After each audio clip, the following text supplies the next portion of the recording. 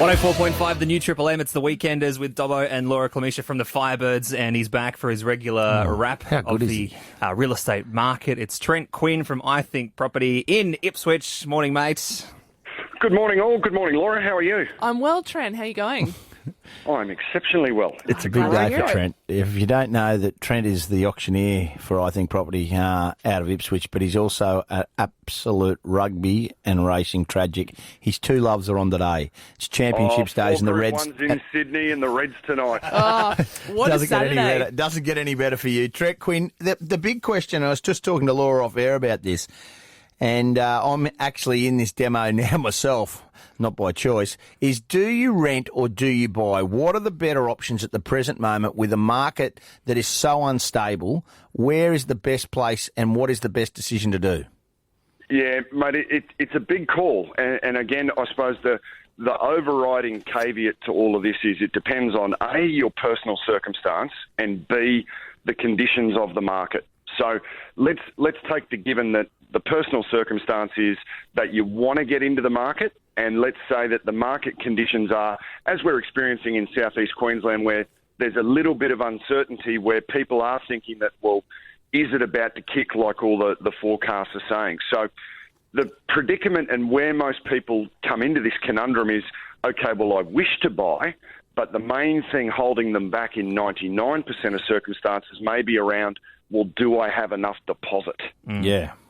Yeah, that's the big one. So you're saying the deposit, that's because the big conundrum.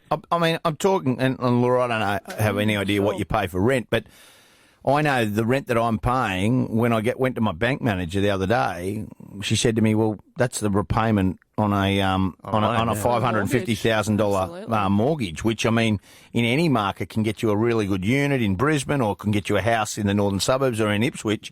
It's the biggest house in the town. And I love Ipswich. I live there. But it's a hard one. That deposit for the young generation, that's the hard one to get.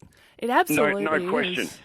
Yeah, no question. And what a lot of financiers see is, what they wish to see is they want to see a proven savings record on how you've arrived at that deposit.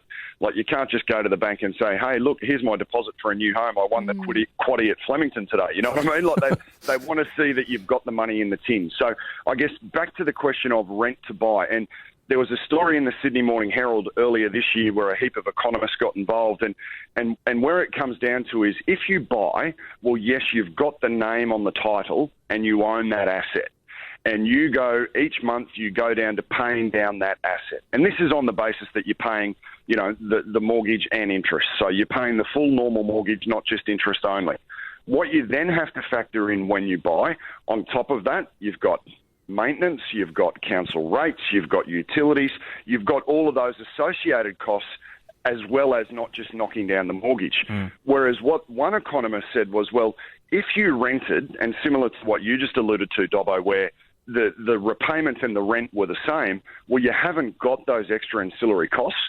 So what some economists said was, well, if there was an additional, let's say hypothetically, $500 a quarter that you were putting to home ownership with rates and everything, well, what if that was invested somewhere else, whether it be into a share portfolio or whatever the case may be? And there were some scenarios that they painted where the renter actually came out on top because they were investing the difference somewhere else. But that, to my mind, that negates everything, because what we're looking to do is we want to get in the game. We want to buy that house. We want to own that asset. So my recommendation each and every time, and again, I know I'm the agent, so of course I'm going to say this, but is try and buy when you can, but just work really, really hard, like what we spoke about last week, in getting that deposit under control any way that you can.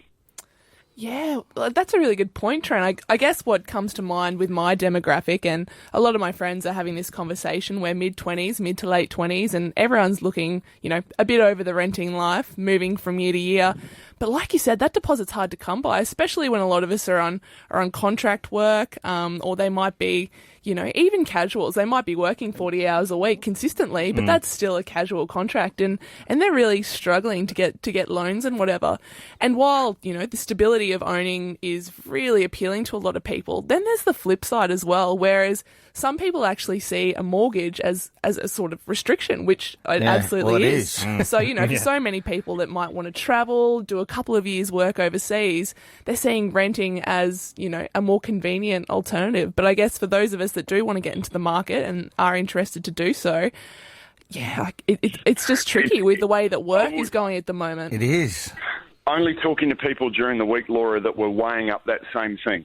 Young first-home buyers wanting to put their toes in the water and get in the market, and they came through and they looked at a property, and if they were to purchase that property, it would have been right on the cusp of their capacity in that they would have been able to afford the repayments. But, the young woman said to me, well, Trent, what's the point of buying this place? Yes, we own it, but we're coming home to eat noodles every night, because we can't afford anything else. So it is a personal conundrum. But I suppose the thing is, weigh up your personal circumstance, and if you can get into the market, I'd encourage you to do so. But if you can't, and you do decide to continue that renting cycle that you speak about, travel, work, live the life, well, again, that's a personal decision that only that one individual can make. Very insightful. Very insightful as always, Trent Quinn. Thank you very much, mate. Am I allowed to say good luck to the Reds tonight? Please, yes, boys, please. Yeah, we've got our fingers crossed for him as well, mate. Hey, thanks very much. We'll talk to you next week. Have a great day, guys. Spend your Saturday mornings with the Weekenders on the new Triple M.